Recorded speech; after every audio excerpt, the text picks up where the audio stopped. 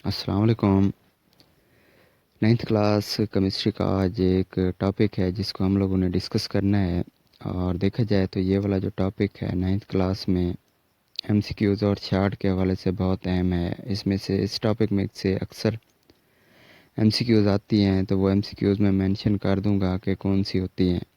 तो जो हमारे पास टॉपिक है वो एम्पिरिकल फार्मूला और मॉलिक्यूलर फार्मूला है। इसमें हम एम्पिरिकल फार्मूले और मॉलिक्यूलर फार्मूले के बारे में पढ़ेंगे और ये भी देखेंगे कि किस तरह हम लोग एम्पिरिकल फार्मूले से मॉलिक्यूलर फार्मूले को अखज़ कर सकते हैं।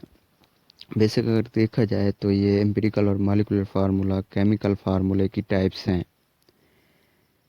केमिकल फार्मूले की दो टाइप्स होती हैं। नंबर 1 पे आता है एम्पिरिकल फार्मूला और नंबर 2 पे आता है हमारे पास मॉलिक्यूलर फार्मूला। तो हम लोग एम्पिरिकल और मॉलिक्यूलर फार्मूले को डिस्कस करेंगे, देखेंगे कि एम्पिरिकल और मॉलिक्यूलर फार्मूला क्या है। पहले नंबर पे हम देखेंगे कि एम्पिरिकल फार्मूला जो होता है ये क्या होता है, या किसी भी कंपाउंड का एम्पिरिकल फार्मूला कैसे निकाला जाता है। तो इसकी डेफिनेशन देखते हैं। कहता है the types of chemical formula which represent the simplest ratio. Types of chemical फार्मूले की एक किस्म है विच रिप्रेजेंट, जो कि ज़ाहिर करता है the simplest whole number ratio in a compound और मालिक्यूल। कहता है कि केमिकल फार्मूले की एक टाइप्स है एम्पिरिकल फार्मूला जो किसी भी मालिक्यूल या कंपाउंड में मौजूद सिंपलेस्ट रेशियो को या सादा अददी निस्बत को ज़ाहिर करता है। तो जो बेसिक चीज़ इस डेफिनेशन के अंदर है वो है सिंपलेस्ट होल नंबर रेशियो। अगर कोई बच्चा ये वाली बात या ये वाला वर्ड मेंशन नहीं करता तो उसकी डेफिनेशन गलत होगी।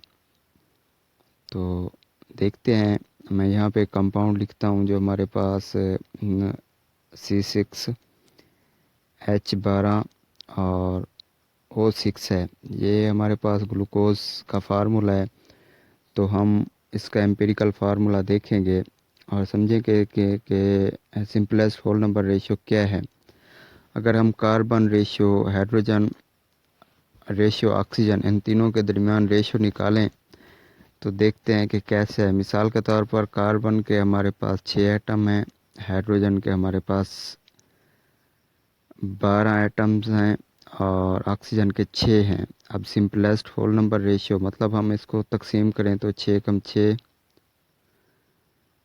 6 दूने 12, यानी कि 6 पे तकसीम हो रहा है और 6 कम 6। तो सिंपलेस्ट होल नंबर रेशियो ऐसी रेशियो होती है जो मज़ीद आगे तकसीम ना हो सके। तो मतलब कि ये हमारे पास सिंपलेस्ट रेशियो आ गई है क्योंकि मज़ीद आगे तकसीम नहीं हो रही। 1:2:1, यानी कि हमारे पास जो अब है कार्बन एक है और हाइड्रोजन के 2 एटम हैं और ऑक्सीजन का एक है। ये हमारे पास एम्पिरिकल फार्मूला है ग्लूकोज का। तो ये सादा अददी निस्बत भी है ग्लूकोज की, मतलब कि अब मज़ीद तकसीम नहीं हो रहा। एक और जो डेफिनेशन पूछी जाती है, बाज़ औक़ात आ जाती है, वो होती है फार्मूला यूनिट। अगर देखा जाए तो फार्मूला यूनिट सिर्फ़ और सिर्फ आयोनिक कंपाउंड का होता है। और ये फार्मूला यूनिट होता क्या है तो ये भी देखते हैं। हमारे पास ये simplest whole number ratio in ions, यानी कि आयंस में ये सादा अददी निस्बत को ज़ाहिर करता है फार्मूला यूनिट। हम इसकी एग्जांपल देखेंगे। मिसाल के तौर पर हमारे पास NaCl है, उसके बाद KCl है, Ki है, MgBr वगैरह हमारे पास ये फार्मूला यूनिट हैं किस चीज़ के, आयोनिक कंपाउंड के। नंबर 2 पे हमारे पास मॉलिक्यूलर फार्मूला है। तो इसको भी हम डिस्कस करेंगे। सबसे पहले इसकी डेफिनेशन देखेंगे कि मॉलिक्यूलर फार्मूले की डेफिनेशन क्या है। तो हम लिख सकते हैं the types of chemical formula that tells about actual number of atom present in molecule और compound.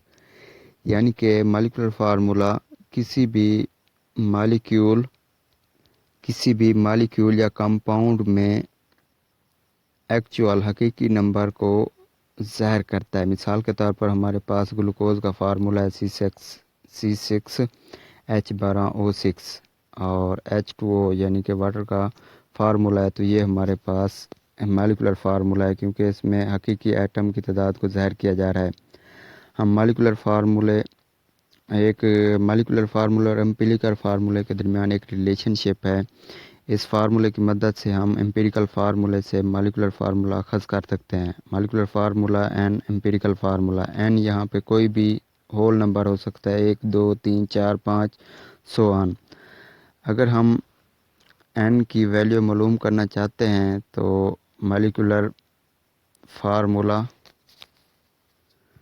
Molecular mass over empirical मास, यानी कि एम्पिरिकल फार्मूला मॉलिक्यूलर फार्मूला। तो हम इस रिलेशन से एन की वैल्यू मालूम कर सकते हैं।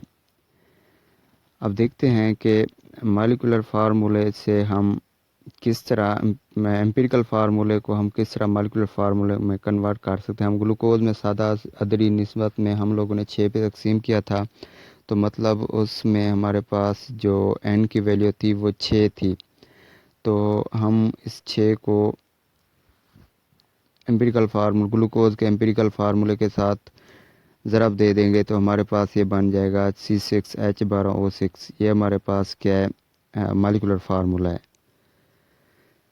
अब इस टॉपिक में से एक MCQ आती है, वो कहता है हाइड्रोजन परऑक्साइड का मॉलिक्यूलर फार्मूला और एम्पिरिकल फार्मूला लिख दें, या ये हाइड्रोजन परऑक्साइड का फार्मूला लिखता है और कहता है कि ये एम्पिरिकल है या मॉलिक्यूलर। तो हमारे पास जब मॉलिक्यूलर फार्मूला है हाइड्रोजन परऑक्साइड का H2O2, तो ये 2 पे तकसीम होता है, तो हमारे पास इसका मॉलिक्यूलर फार्मूला बन जाएगा HO। दूसरी जो MCQ यहाँ से आती है वो बेंजीन की आती है। वो कहता है कि बेंजीन का मॉलिक्यूलर फार्मूला और एम्पिरिकल फार्मूला कौन सा है। मिसाल के तौर पर अगर मॉलिक्यूलर फार्मूला देखा जाए बेंजीन का, तो हमारे पास बेंजीन का मॉलिक्यूलर फार्मूला C6 और H6 होता है। तो ये सीधा सादा अददी निस्बत अगर हम सिंपलेस्ट होल नंबर रेशो निकालें तो हमारे पास 6 पे तकसीम होता है। तो इसका जो एम्पिरिकल फार्मूला बनेगा वो हमारे पास CH बनेगा, क्योंकि 6 पे तकसीम हो रहा है, क्योंकि ये वाली निस्बत जो है रेशो जो है वो तकसीम हो रही है 6 के ऊपर। तो हमारे पास एम्पिरिकल फार्मूला बन जाएगा CH।